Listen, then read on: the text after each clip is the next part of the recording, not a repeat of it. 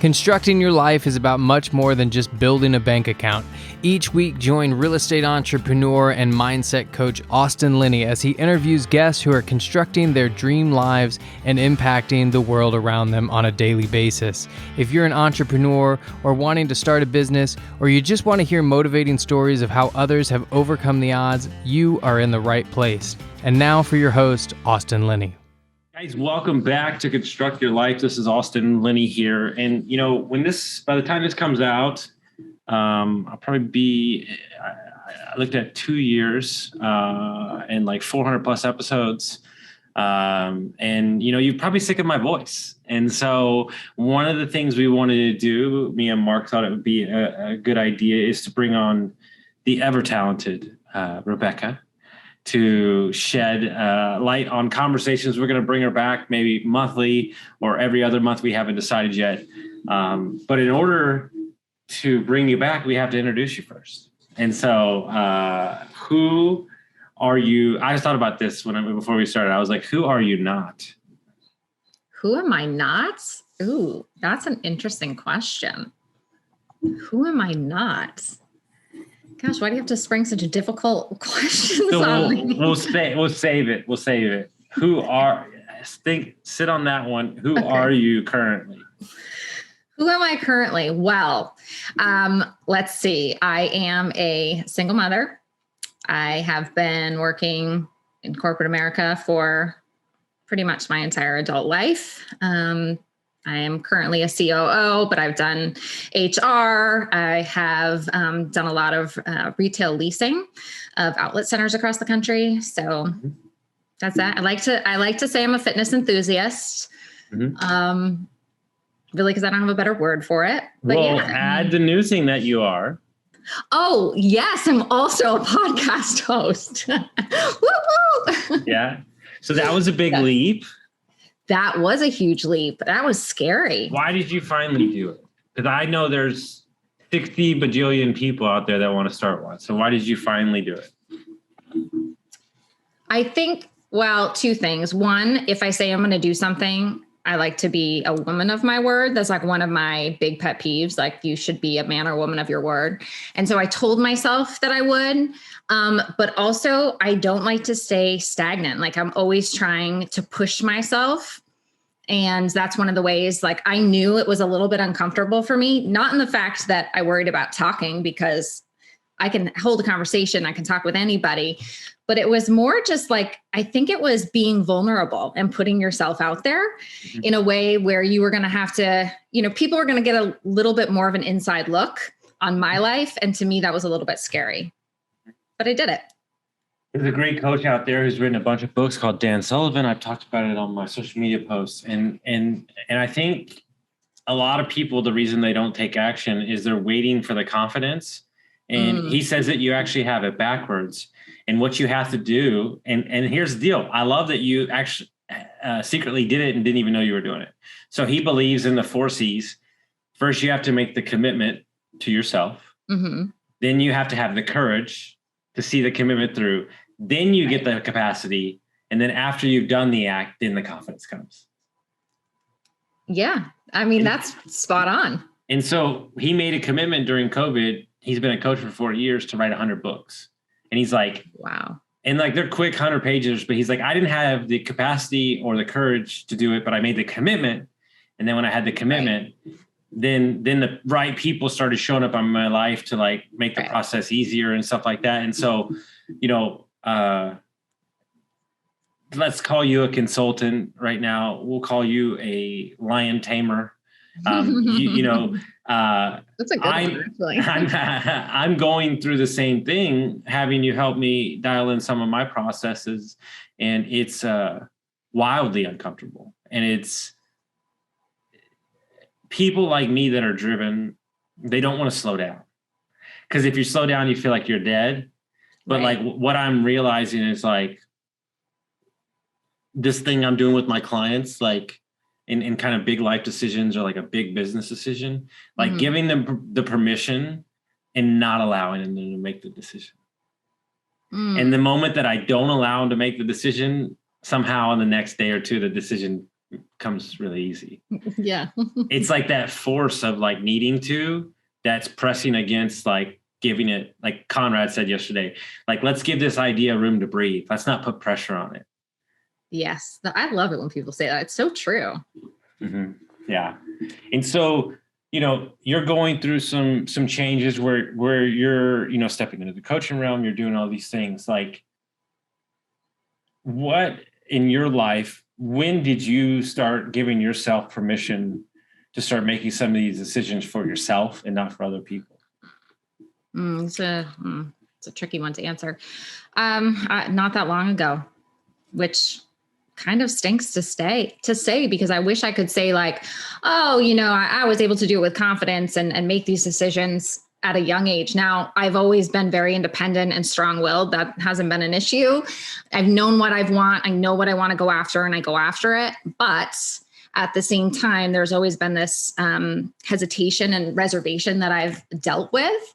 I think deeper down, we all have some things that we have to work through. And especially, I think a lot of it changed when I got divorced. I had the opportunity to change my life at that point. And that's, I think, where it begun. Now, I remained stagnant for a little bit after that, but I feel like, if you keep pushing yourself and you keep reminding yourself, you'll get there eventually. So I had a guy reach out to me on social media.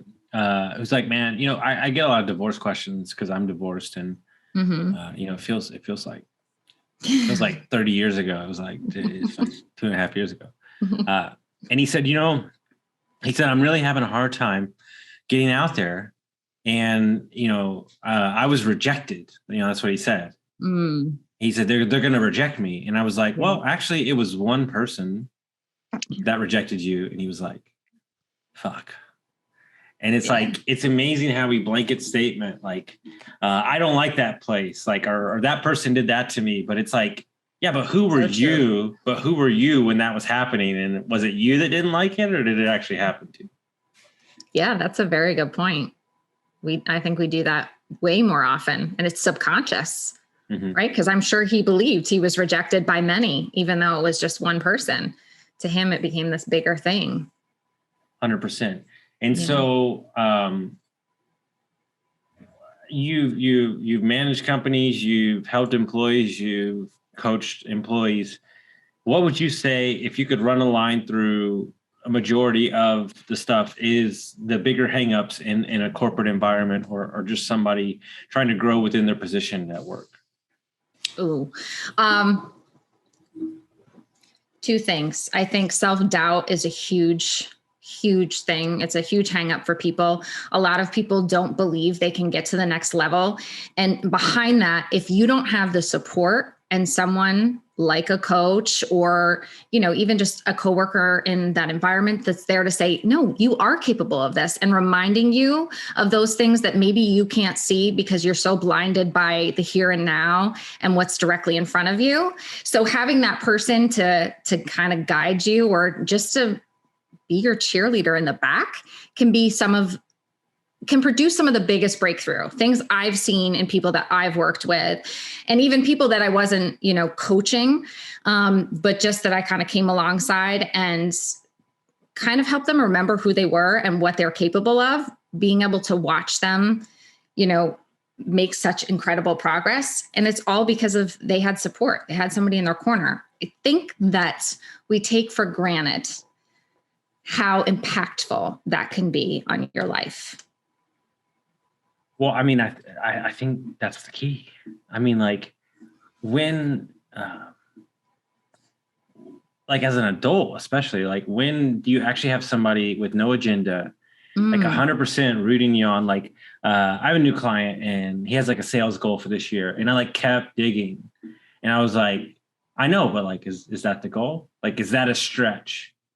Right. Well, my bosses actually said if I hit this goal, that they would give me this massive bonus. And I'm like, okay, so why isn't that the goal? Yeah. Well, it seems really out of reach. Well, yeah, I know, but you didn't have me before. Exactly. And he was like, well, if I made that a goal, I was like, so that one goal, let's say that you didn't hit it. By the way, it was 4 million instead of 2.5 million. I said, let's say you didn't hit it and you did 3.2 instead of like 4. Would that be an amazing year? Yeah, it'd be a fucking crazy year. Okay, so now we've created something that's going to pull you. That's going to, by creating that and getting the bonus, is going to help you in your real estate investing. It's going to help you. There's so many. So like, let's get down to the reason why. Let's find it. Let's support it, and then let's shoot it. Because I think you have the same issue I do, and I heard it on your podcast just a minute ago when I listened to it. You know, that whole thing of like, we're going to replace you and you're replaceable, all this shit. Like I mean this wholeheartedly. Like, I think entrepreneurship and small businesses is the only way to change the world. Like, by giving people the power to create whatever they want to create, support them and let them prosper and let them, like, I heard this the other day. Everybody says that the superpower is raising money in business. He said, no, the superpower is raising talent. And it's like investing in people and letting them step into their power. Like, you know, I'm sure you've seen it a million times over where, you know, they're like cutting that person off at the knees and they can't even get started before they even got going. Yeah, it's so true. And I think what's interesting too, and I just was reading this the other day, it was such like I knew it. Sometimes when you read something, it's like a light bulb moment regardless. And it was Brene Brown, of course, because she's awesome. And she said that like some people believe that shame and shaming someone is a way to get results. And I see that in corporate America all the time. Let me shame you. Let me just come after you and tell you all the things you do wrong, why you're never going to be good enough, and how you're not going to succeed at this position unless you do X, Y, and Z. And that way of coming at people is never going to produce fruit. It just never will. It's always going to produce maybe somebody who reacts in the moment and can get something done in that moment because they're working out of fear, but you're never going to get creativity. You're never going to get longevity, and you're never going to get, you know, a happy employee is only a benefit to you. They will work harder. They will do better. They will want to be the best that they can be. And that's going to help you in the long run. And unfortunately, most companies have that all wrong. Yeah, I've seen it, especially in the old school corporate stuff, but like, you know, they're asking for my help. I'm giving it to them. And then this is the response I get. Oh yeah. I know. Like, right. And I'm like, no, you don't know, or your business will be more successful. And so right. it's this fixed mindset, but also like I am always humble in every exchange. Like, oh, you want me to be in your podcast? Like, hell yeah. Like, I'm super honored. Like, thank you so much. Like, yes. There's never a thing of like, oh, well, yeah, it's long overdue. Like, fuck you. You know, that's so the old school way of doing it. And like, you know, I don't want to go down a rabbit hole here because this is not the podcast to do it. But, you know, if you look at like crypto, NFT, and you look at the space, like this thing is purely based off community. It's giving the power back to the users and the people. And the question is one of my favorite things that Alex Hormozi says is, he said, you want to know how you run a successful business? He goes, act like the client that you have is the only one that you have, and do whatever you would do to keep him, and do that for every client. So true. But that's not what we do. Oh, you're lucky to be in business with us. Yep. And you should do us because we're the best at what we do. Like, no, it's an honor every day that you choose us to be in business with.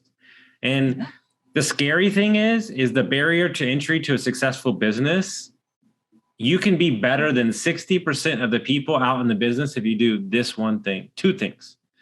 If you fucking smile and you do what you say you're going to do, it might be 80%. You already might be ahead of 80% because we've carried this thing in business where you're like, oh, you're lucky to have our business.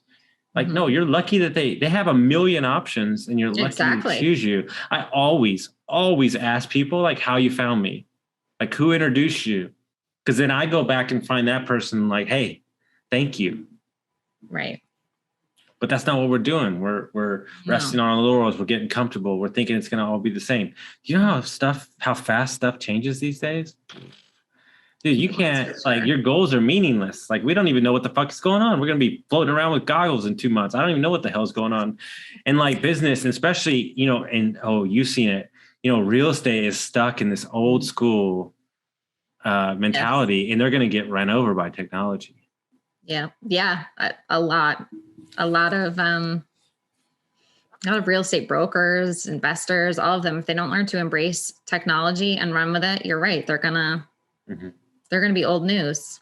I love it. So when we bring Rebecca on here, now that you got to know her a little bit, we're going to ask her a simple question. And then we're going to see where it runs from here. The question is what currently is lighting your soul on fire? Ooh. Well, besides the obvious of my children, who I love and adore. So I'll just throw that out there. Helping people is what sets my soul on fire. What is it about helping people that sets your soul? Because you look back on the struggles that you've gone through in your life, and I think you can do two things out of them. You can either become bitter and angry, or you can use them as kind of a springboard to help other people. You can empathize. You understand what people are going through. And for me, I feel like a lot of people don't feel heard and they feel passed over and like they're not enough. And if my encouraging words are the one thing that can help them kind of get out of that state of feeling like they're not enough or they don't measure up or they couldn't hit a certain goal, like, awesome. That's what I want to do. I want to help you realize that there's another way to do things. And that's kind of like why I'm passionate about working with women who've been in abusive relationships, because you get locked into this fear cycle and you can't get out of it. And when you're finally, if you get out of it, you're lucky enough to, you spend a lot of your time recounting all of the things and saying, well, maybe I couldn't, or maybe they were right. And maybe the things they told me were true. And you're stuck and you can't get out of it until somebody breaks those walls down for you and helps you see what a strong human you are, because you lived through that circumstance and you were able to get through it. And how can you use those strengths to succeed in life?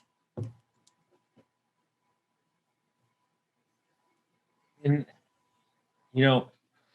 it's an opportunity to, reframe a tragic or bad situation to create momentum to turn around and help others, right? And we have an opportunity to take, the moment.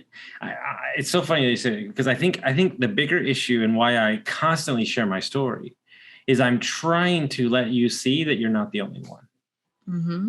I think that's really what it is when you boil it down, is that in the midst of your struggle or your abuse or whatever's happening to you, your alcoholism, you feel lost. You feel like isolated. You feel stuck.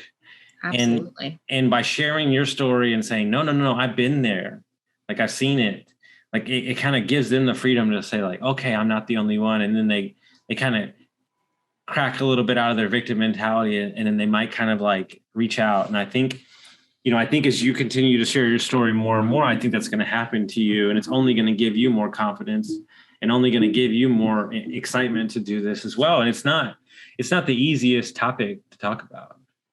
No, it's not an easy thing to talk about. And I didn't talk about it for years because it was hard for me, because one of the big reasons was I didn't want to be looked at as a victim. And I didn't want people to be like, oh, poor her. Like, to me, that was an insult from what I had walked through. And I wanted to see people to see the strong version of me and not judge me based upon my experience, because it's very interesting. If you look at women who, in particular, who have been in abusive relationships, I think that the outside worldly knowledge is they're meek, weak, timid women.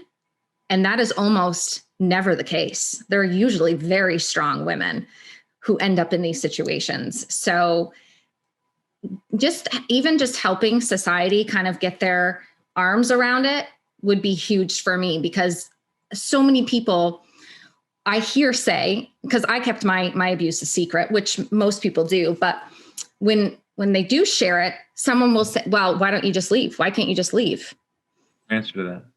And it's so belittling because they don't understand. And rightfully so. If you haven't been through it or you haven't spoken to someone who's walked that path, you wouldn't know. It's not as easy as, yeah, let me just get up and walk away. So I think it's really important. And as hard as it was for me to kind of get my mind around the idea of like, okay, I'm going to share my story because I don't want to, still a little stuck on not being looked at as the victim, but I want to use a bad situation to produce something good and fruitful in the world. And what is your hope by telling your story that you create from telling your story?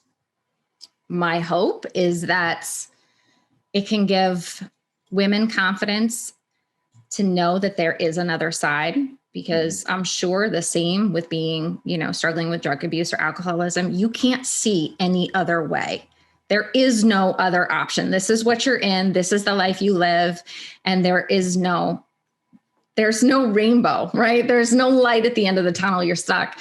And then also giving family members or friends a different perspective when they can see a loved one or a friend going through abuse and knowing how to help them, because telling them just to get out isn't going to help them.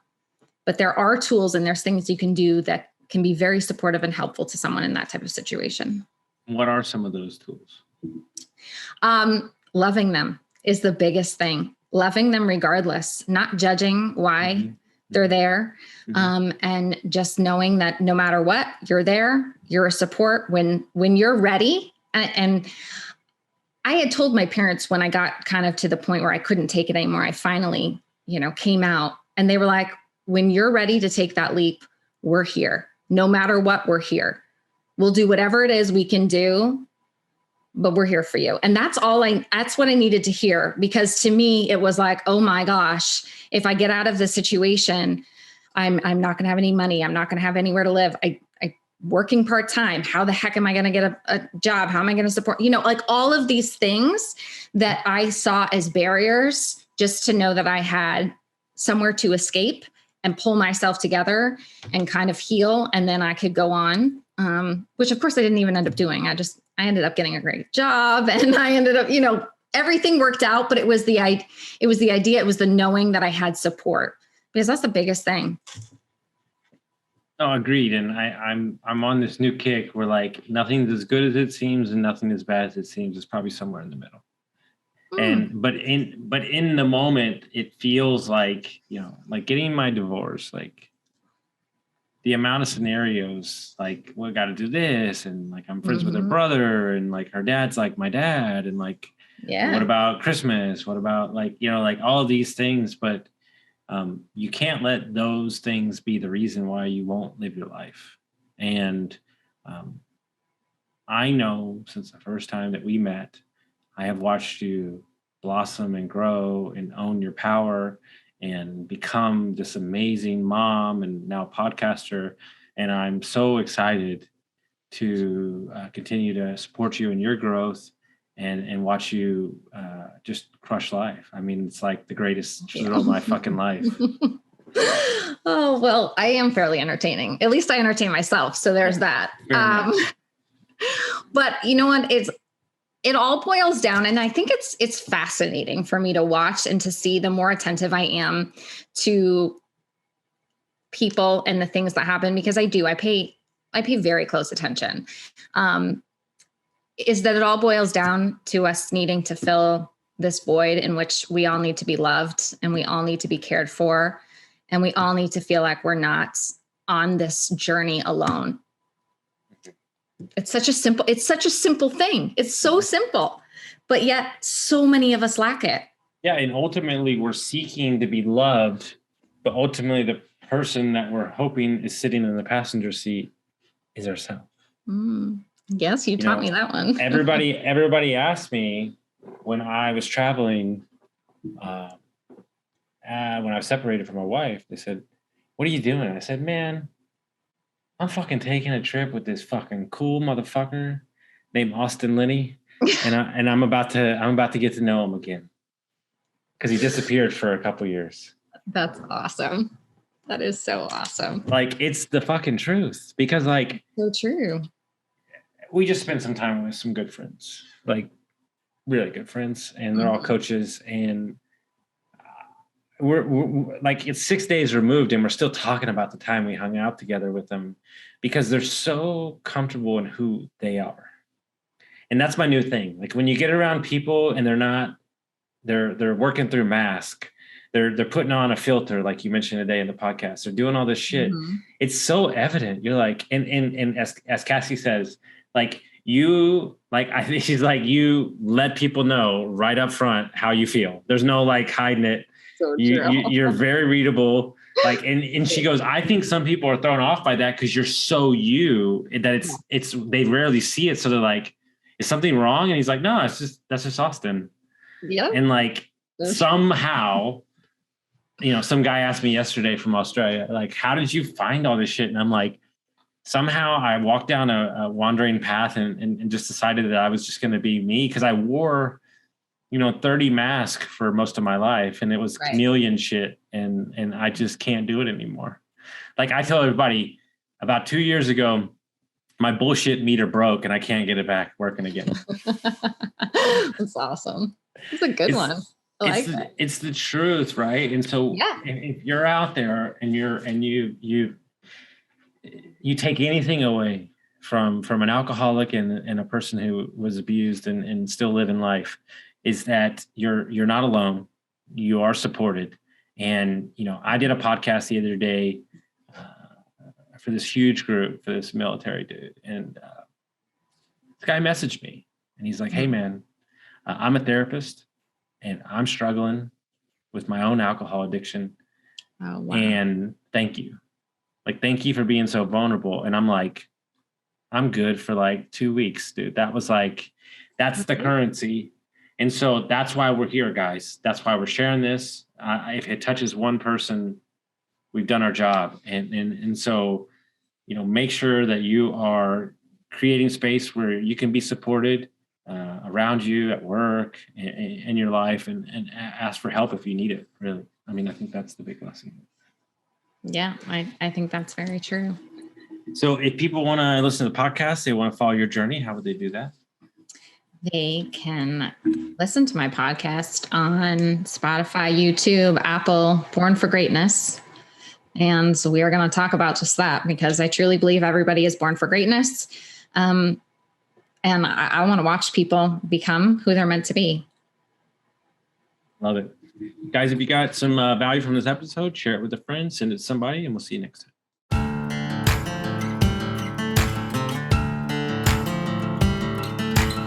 Thank you for listening to Construct Your Life with Austin Linney. If you enjoyed this episode, be sure to rate, review, subscribe, and pay it forward by sharing with a friend. Most importantly, take this opportunity to start constructing your life by taking immediate action on what you learned. For show notes, resources, and more information on one-on-one coaching with Austin, visit constructyourlifepodcast.com.